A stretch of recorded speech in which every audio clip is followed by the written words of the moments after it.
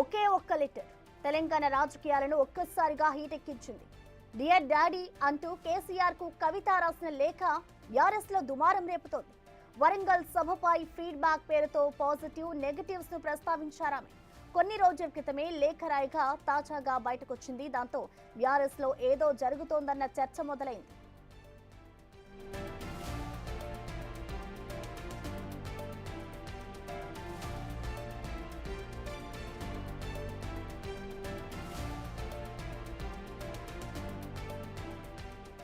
కవిత లేఖ బీజేపీ కాంగ్రెస్ కు అస్త్రాలుగా మారాయి.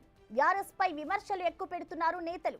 బీఆర్ఎస్ లో ముసలం తారాస్థాయికి చేరిందన్నారు ఎంపీ చామల కిరణ్. కవిత లెటర్ తో కల్వకుంట్ల కుటుంబంలోని లుకలుకలు బయటపడ్డాయన్నారు. ఇటు ఆది శ్రీనివాస్ కూడా రియాక్ట్ అయ్యారు. లేఖపై బీఆర్ఎస్ నేతలు ఇంతవరకు ఎందుకు స్పందించలేదని ప్రశ్నించారు.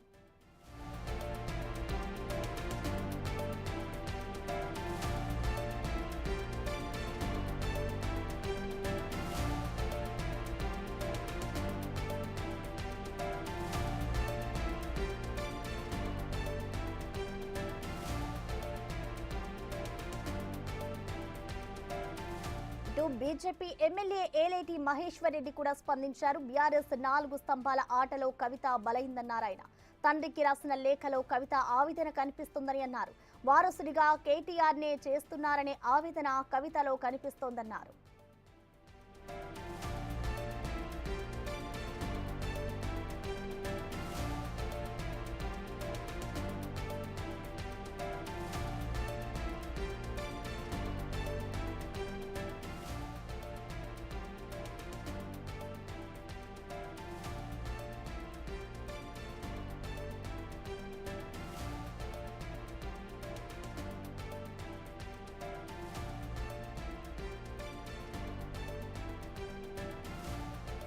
కవిత లేఖపై కేసీఆర్ అలర్ట్ అయ్యారు. అందుబాటులో ఉన్న నేతలతో టెలికాన్ఫరెన్స్ నిర్వహించారు. లేఖ బయటకు ఎలా వెళ్లిందన్న దానిపై ఆరా తీశారు. ఎలా రియాక్ట్ అవ్వాలన్న దానిపై కూడా చర్చించినట్లు సమాచారం. కుమారుడి గ్రాడ్యుయేషన్ కోసం అమెరికా వెళ్లిన కవిత ఇవాళ హైదరాబాద్ కు రానున్నారు.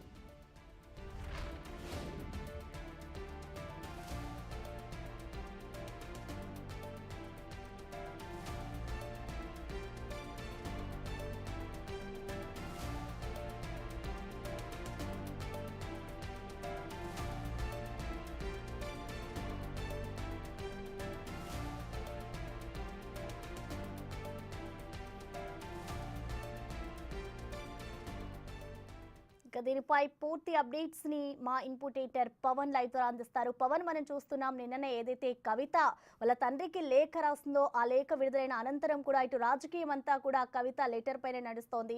ప్రెసెంట్ అసలు బీఆర్ఎస్ లో ఏం జరుగుతుంది అనుకోవచ్చు. దీనికి సంబంధించి ఇటు బీజేపీ కానివచ్చు, కాంగ్రెస్ కానివచ్చు, 2 పార్టీలకు కూడా ఒక అస్త్రంగా మారిందనే చెప్పుకోవాలి. సో మొత్తంగా దీనికి సంబంధించి అసలు బీఆర్ఎస్ నేతలు ఏమైనా స్పందించారా? అసలు లోపల ఏం జరుగుతుంది అనుకోవచ్చు పవన్? పేజీల లేఖ ప్రస్తుతం బీఆర్ఎస్ పార్టీలో ముసలం పుట్టించిందని చెప్పాలి.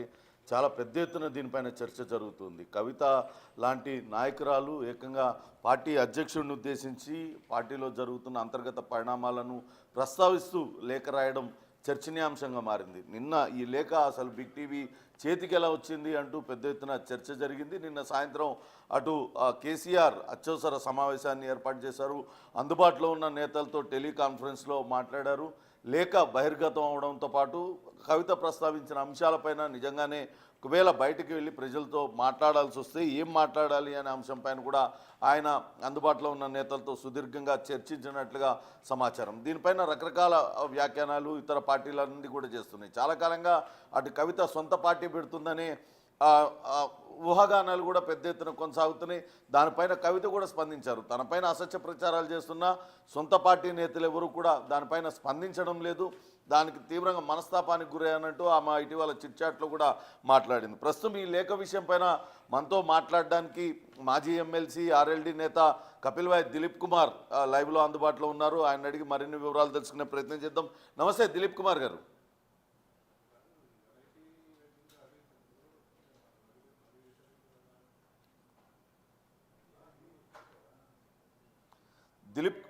దిలీప్ కుమార్ గారు నమస్తే.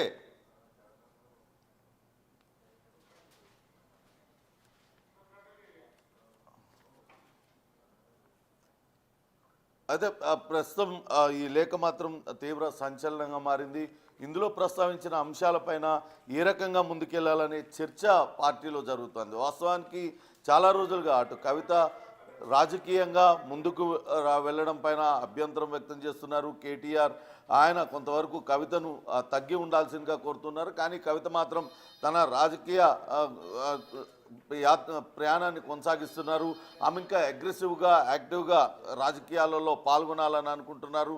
కానీ దానికి ఎక్కడికక్కడ అడ్డుపడుతూ ఉన్నారు. దాంతో ఆమె తీవ్ర మనస్తాపానికి గురవుతుందనే వార్తలు కూడా చక్కర్లు కొడుతున్న నేపథ్యంలో ఇప్పుడు ఈ లేఖ తీవ్ర చర్చనీయాంశమైంది. మొన్న 27వ తారీఖున ఏప్రిల్ 27వ తారీఖున అత్యంత భారీగా ఒక సభను ఏర్పాటు చేసుకున్నారు. బీఆర్ఎస్ రజతోత్సవ సభ 25 సంవత్సరాలు పార్టీ పెట్టి 25 సంవత్సరాలు జరిగిన సందర్భంగా ఆ సభను ఏర్పాటు చేసుకున్నారు. ఆ సభలో అటు మాజీ ముఖ్యమంత్రి బీఆర్ఎస్ అధినేత కేసీఆర్ అటు ప్రజలను ఉద్దేశించి ప్రసంగించారు. కానీ వాస్తవానికి అటు కామన్ పబ్లిక్ కూడా ఆ రోజు ఆ సభ ఆశాంతం ప్రసంగం విన్న ఎవరికైనా కానీ కొంత చప్పగానే కొనసాగిందనే ఉద్దేశం కలిగింది. కానీ ఇది అదే విషయాన్ని కవిత తన లేఖలో కూడా ప్రస్తావించారు. బీజేపీ మీద కనీసం ఒక్క మాట కూడా మాట్లాడకపోవడం, అటు బీఆర్ఎస్ గతంలో ఎన్నికల కన్నా ముందు చాలా అగ్రెసివ్గా బీఆర్ఎస్ పైన విమర్శలు చేశారు.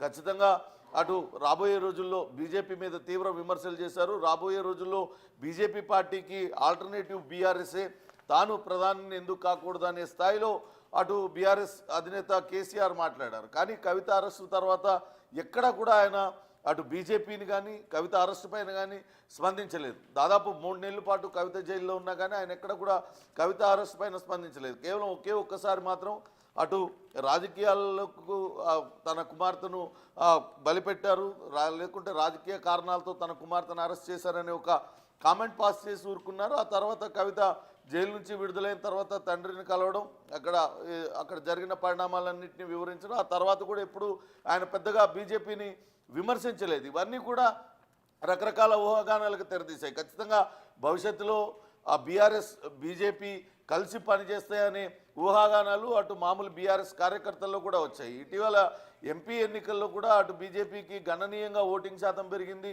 అవన్నీ కూడా బీఆర్ఎస్ ఓట్లే అటు మళ్లించారనేది పెద్ద ఎత్తున చర్చ కూడా జరిగింది. ఇక ఎమ్మెల్సీ ఎన్నికల్లో ఎక్కడ కూడా అభ్యర్థిని నిలబెట్టలేదు, అక్కడ కూడా బీజేపీకి మేలు చేయడానికి ఈ విధంగా నిలబెట్టలేదనే చర్చ జరిగింది. దాన్ని కాంగ్రెస్ పార్టీ కూడా అటు తీవ్ర స్థాయిలో అటు బీఆర్ఎస్ పైన విరుచుకుపడింది. బీజేపీకి బీ టీమ్గా బీఆర్ఎస్ పనిచేస్తుందని ఇవే అంశాలన్నింటినీ కూడా కవిత ఇందులో ప్రస్తావించారు. ముఖ్యంగా బీసీ రిజర్వేషన్ను పైన మాట్లాడకపోవడాన్ని కూడా ఆమె ప్రశ్నించారు.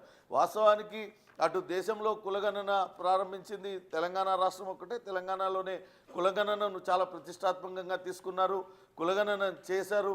అలానే బీసీ రిజర్వేషన్ల పైన అసెంబ్లీలో బిల్ పాస్ చేసుకొని ఆమోదింపజేసుకున్నారు. ఇవన్నీ కూడా దానిపైన ఎందుకు మాట్లాడలేదు? బీఆర్ఎస్లో కేవలం బీసీ వాదాన్ని మొదటి నుంచి కూడా ఎత్తింది కవితనే. ఆమెనే బీసీ నినాదాన్ని తీసుకున్నారు, ఆమెనే దానిపైన మాట్లాడుతూ ఉన్నారు. అటువంటి దానిపైన కూడా మాట్లాడకపోవడం, ఇవన్నీ కూడా మాట్లాడకపోవడం తప్పు సంకేతాలు పోతున్నాయని అర్థం వచ్చేటట్టుగా ఆమె అయితే లేఖ రాశారు. ప్రస్తుతం ఈ లేఖ పైన అయితే బీఆర్ఎస్ పార్టీలో తీవ్ర స్థాయిలో చర్చ జరుగుతుంది. ఇవన్నీ కూడా బీఆర్ఎస్ నేతల్లో లోపల ఉన్నాయి. కానీ ఎవరు కూడా వెళ్ళి బయట